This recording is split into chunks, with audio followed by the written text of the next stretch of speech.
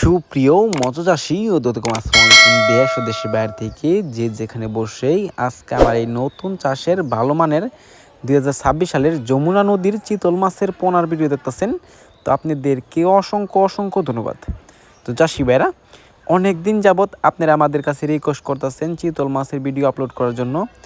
যারা নতুন চাষি বা পুরাতন চাষি অবশ্য আমাদের থেকে চিতল মাছের পোনা নিয়ে চাষ করতে পারবেন। এই চিতল মাছগুলা আমরা সর্বোচ্চ আমাদের কাছে রয়েছে 5 থেকে 7 ইঞ্চি, 7 ইঞ্চি থেকে 10 ইঞ্চি পর্যন্ত আছে অ্যাভেলেবেল। আপনাদের যার যত পিস লাগবে নিতে পারবেন।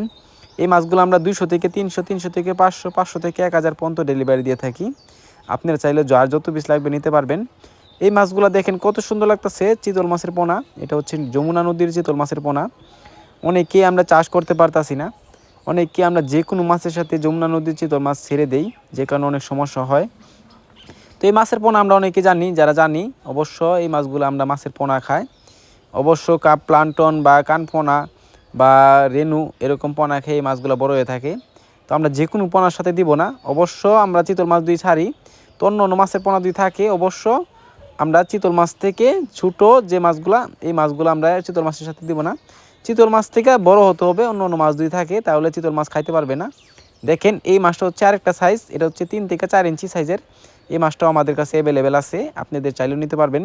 তো এই মাছগুলো যদি ক্রয় করতে চান তাহলে আমাদের ভিডিও স্ক্যান নাম্বারে যোগাযোগ করে 2026 সালের সকল প্রকারের মাছের পোনায় নিতে পারবেন। তো চাষি ভাইরা, আমার চ্যানেলে যদি নতুন হয়ে থাকেন অবশ্য নিত্য নতুন ভিডিও পেতে চ্যানেলে সাবস্ক্রাইব দিবেন পরবর্তী ভিডিও দেখার জন্য।